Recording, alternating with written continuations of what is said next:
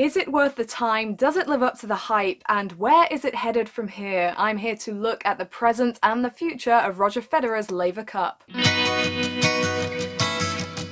Hey guys, welcome back to the tennis vlog. Don't forget to subscribe if you haven't done so already. So last weekend, at the end of a week that featured several ATP and WTA events, there was a different tournament going on known as the Laver Cup, and it was its second edition. The Laver Cup was set up by Roger Federer last year and named after Rod Laver, and if you're on this video, I'm presuming you know a bit about it. If you don't, I'm linking to the website in the description, and I'll give you a very brief overview of how the thing works. So Laver Cup has been dubbed as tennis version of the Ryder Cup in golf, and it pits Team Europe against Team World, formed of 7 players from Team Europe and 7 players from Team World. Pretty basic. Team Europe is captained by Bjorn Borg and Team World is captained by John McEnroe, and over 3 days they battle it out to see which side will come out on top and raise the Laver Cup. For multiple reasons, this is a tournament that has divided opinion, so I'm here to share mine and to take a look at the pros and cons of the events from my perspective, and also taking a look at some other popular perspectives as well, if that makes sense. Everything that I've seen in terms of reception to the tournament has been on social media because I didn't want to base my opinion on somebody else's. I wanted to be able to witness for myself and make my own decisions on what I thought about it and how I felt. I have to say, I originally hated the idea of the Laver Cup. When Roger Federer mentioned it for the first time at, I think, the beginning of 2017, I was thinking, what are you doing? When it was initially announced the IPTL was still up and running during the off-season, we had the Davis Cup, the Fed Cup, the Hopman Cup. It was like, how much more do we actually need? And in my mind, I just saw another load of hype over another exhibition event that was just another thing that took away from the tour in general. I've just personally always felt that tennis, aside from when it's doubles, obviously, is an individual sport. And given that I work in tennis as well, my mindset is very much that the important tournaments are the ones you get ranking points for and you get prize money for. But after 2 years, the Laver Cup has kind of won me over, and I have to say that I was actually only won over to the idea of the Davis Cup shortly before the new format changes were announced, just because it took me that long to get used to the idea that a team event in tennis could actually be worthwhile. Having watched it and assessed it and really reflected on it, I think that the Laver Cup over the past 2 years has done a lot of things right, and there are a couple of issues that need looking at, but I'm going to start with the pros because it's always good to be positive. So in its short lifespan to date, here are a few things I think the Laver Cup and Roger Federer, who is behind the whole thing, have done particularly well. Starting with the point of the season in which it is played is actually, I think, ideal for this tournament. Just after the US Open, but not too close to it, a couple of weeks where no ATP Masters 1000 tournaments are played, it's quite low-key. There's no Masters 1000 event the week after, and the Laver Cup targets the top players, so none of them are going to be wanting to skip it in order to prepare for a bigger tournament. And honestly, however well this current part of the season is run, and I've seen this reflected in other people's comments, there is a dying of interest in tennis for a little bit after the US Open, now that all 4 Grand Slams of the season are done. The very top players don't tend to compete again until there's a Masters 1000 tournament, so what better place to feature the Laver Cup, which brings out the biggest names in the sport. So I think they've got the position in the calendar bang on, and I don't really see anywhere it could possibly be moved to make it any better. The team atmosphere is a massive thing here. It's completely unique to the Davis Cup, to the Fed Cup, to the Hopman Cup, because the teams are bigger and you're seeing players on the same teams that you would just never expect to in the sport. Last year you had big rivals Roger Federer and Rafael Nadal on the same team. This year you had Roger Federer and Novak Djokovic, which is perhaps an even more unlikely occurrence. You have a good mix of top current stars and then players that are clearly talented rising up and getting good experience, and it's great for the entertainment factor. During the matches at Laver Cup, the players on the bench for the teams are mic'd up and stuff, so you can hear things that are being said. You can hear when people like Federer and Djokovic come over to help coach the player on the bench during changeovers, and it's so insightful. And yes, I would 100% be against on-court coaching on the main men's tour, but for a tournament like the Laver Cup, it just makes it unique, makes it special. There is no other tournament in the sport where you would see current legends coaching rising stars, where you would see legends of the past sat at the edge of the court coaching rising stars, coaching current legends of the game. And leading straight on from that, I think there's the right balance between the players being chilled out and clearly having a lot of fun and enjoying themselves themselves, but also taking it all so seriously. It's a competitive tournament, exhibition event or not, and we'll come on to that shortly. The players are being serious, they are being competitive, and they are there to win, and you could see there was disappointment for some when they didn't win, which tells you something about how they view the event themselves, and I think it's got that balance personally just right. The points format as well is a fantastic thing, and it really keeps the intrigue and the interest going throughout the whole weekend, because on the first day wins are only worth 1 point, and then on the second day it's worth 2 points, and then on the third day every win is worth 3 points. So the high intensity and pressure on the third day for everyone competing makes it so engaging, and then it makes it interesting in terms of who teams are going to nominate for specific matches, and then I think it definitely has the right driving forces behind it. Roger Federer set up this tournament in honor of Rod Laver. He has been selling himself to the media and to the public for years, so he can sure as heck sell his tournament as well. He's doing everything right, talking about it in the right way, making sure to throw the little bits in there about how Chicago was one of many places that bid to have the Laver Cup because it's so popular and that kind of thing. He just knows exactly what to do, and I think with Federer as a driving force behind the tournament, if he's there long term, that is an immensely positive thing. I even like the black course, I have to say. Very different. It gives it an atmosphere that's unique to anywhere else, because you don't have any other tournament that's played on a black court in a black arena, and it just gives it that vibe that's really different, and it brings that kind of edge to it, I guess. So that's my list of positives for the Laver Cup. I think that it's a great show of the best of tennis, but due to it being so different, it has divided opinion, the Laver Cup, and there are some key criticisms of the event. I'm going to list 3 problems, 2 of which are general criticisms, I think, of the event, and 1 of which is a concern of my own. I think the biggest general criticism from those who don't like the Laver Cup is that they can't take it seriously because it's an exhibition event, and they don't like the way it's sold, and there is a lot of PR-oriented pushing of the event and trying to maybe make it seem of more magnitude than it actually is. So the people who aren't in favour of the event are annoyed by this, and they just don't take it seriously, and they see it as a bit of a joke. I'm going to ask you now to excuse me if I ramble here, because I'm still not quite sure of what I'm going to say. Now, the players, Federer especially, do not like this event being referred to as an exhibition. I also remember John Isner and I think Nick Kyrgios responding to people last year objecting to it being called an exhibition, and there seems to be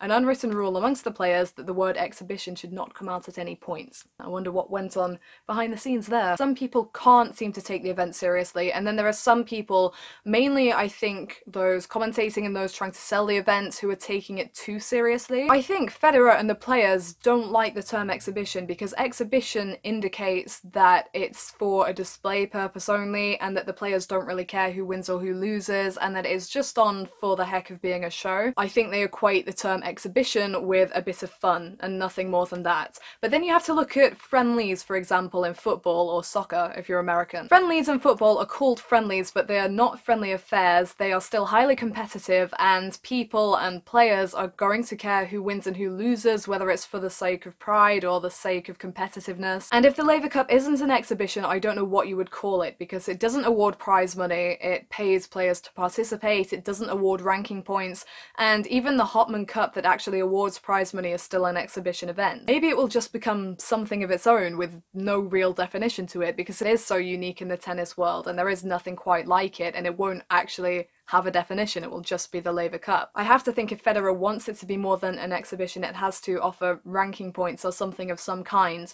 in order to differentiate it from the other exhibition events out there. In the Davis Cup, for example, you do get ranking points and you get prize money. So in terms of the exhibition side of things, I think it is a very good, incredibly competitive and very well organised exhibition event. An exhibition event, even though it is a great tournament. In terms of the people that can't take it seriously or that don't like it, I think they're more in a minority this year. I heard about how expensive the ticket prices were. They were really, really high, and yet about 93,500 people went to watch, and they had no trouble packing out that huge stadium. And right towards the end of the tournament, when I was planning for this video, I suddenly thought to put out some polls online just to find out people's general ideas about the tournament. And I'm not taking these results as law, because obviously it's just a small number of people, but given the reactions I was seeing online and then the results in the polls, I think it was pretty accurate reflection. As well as the polls, I also put out requests for people to reply with reasons they didn't like the tournament and also reply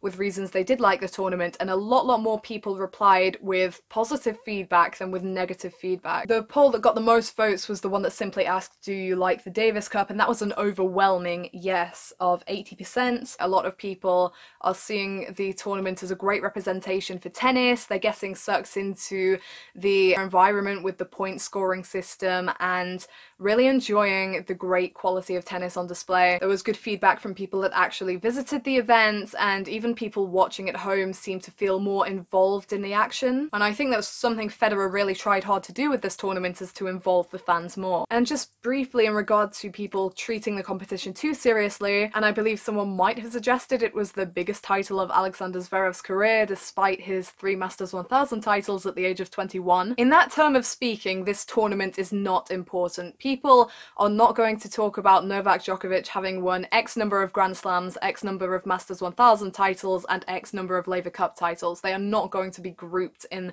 the same paragraph. But I think this tournament could have an impact on players' careers in terms of allowing them to loosen up a bit and play in that environment, and especially for the younger players that were there, Alexander Zverev, Kyle Edmund, Nick Kyrgios, allowing them to have the attention of tennis legends who otherwise probably wouldn't be so much involved in their careers. To have active players like Federer and Djokovic there on the bench giving them advice, and to have former legends there watching them, analysing their game, is just really valuable to these players as they go onto a tour that is physically and competitively more demanding than it's ever been in history. Jack Sock last year, after playing the Laver Cup, who knows whether it was a direct impact, but he went on to have the best run of his career at the end of the season. So in that sense, I think it actually can be an important event to a player's career, but in terms of it being on the level of Grand Slams, Masters 1000 titles, ATP Finals titles, that is never going to happen in this century, unless Federer is an actual magician. A lot quicker on my last 2 points because I'm not going to ramble, I don't think. Another criticism is that only the players competing are what makes this a success. People are saying if the likes of Roger Federer and Novak Djokovic weren't involved,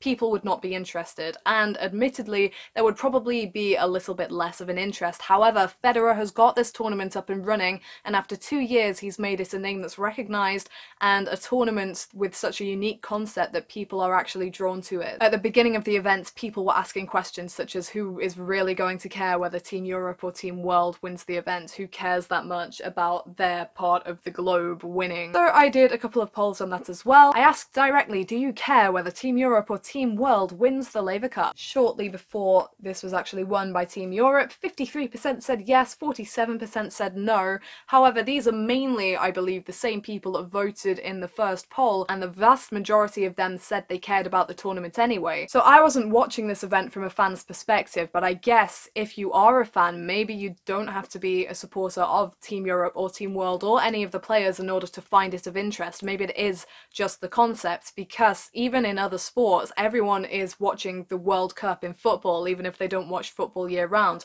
The World Cup of rugby, the Ryder Cup in golf, very popular.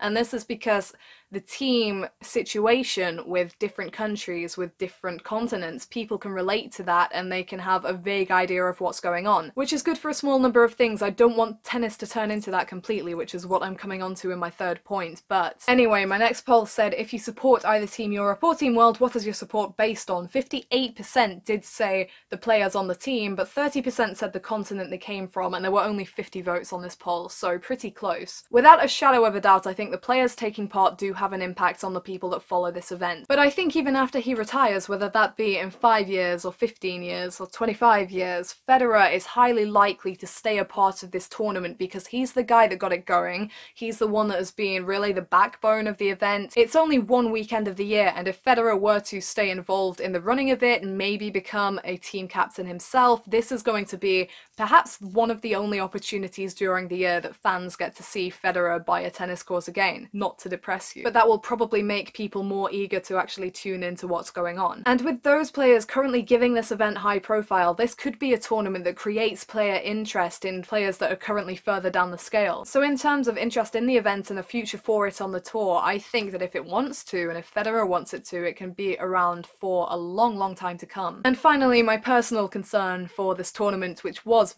probably my main concern at the beginning when I heard the concept and thought I absolutely hate this. And that is too much change, which is my issue when people start talking about turning best of 5 sets to best of 3 sets. I think Laver Cup in itself is fine. It's different, it's unique, it's fun, it's competitive, it has that right mix. But with success of a tournament like this, with Gerard Piqué sauntering in and bringing in his new tournaments, there is a danger of tennis leaning too far in a direction that isn't really its own. More team events coming in, more strange events coming in, and yes, we have to give these things a chance and people hate change, but this is not what tennis is at its core, and too many could wreak havoc in an already jam-packed calendar. The Laver Cup is played where at 2 sets all, a 10-point tiebreak is played to decide the winner of the match, which is what's seen in a lot of doubles matches throughout the year, and if tennis is still being played in 100 years time, I can see this being the way tennis is played on all stages, including the Grand Slams. I can see sets being shortened to first to 4 games, because we live in a world and a society where people are always looking for shortcuts. This is why technology has moved on so fast. This is why so many things are changing. Not to get too deep, but human nature is always looking for a shortcut. People's attention spans are shortening, and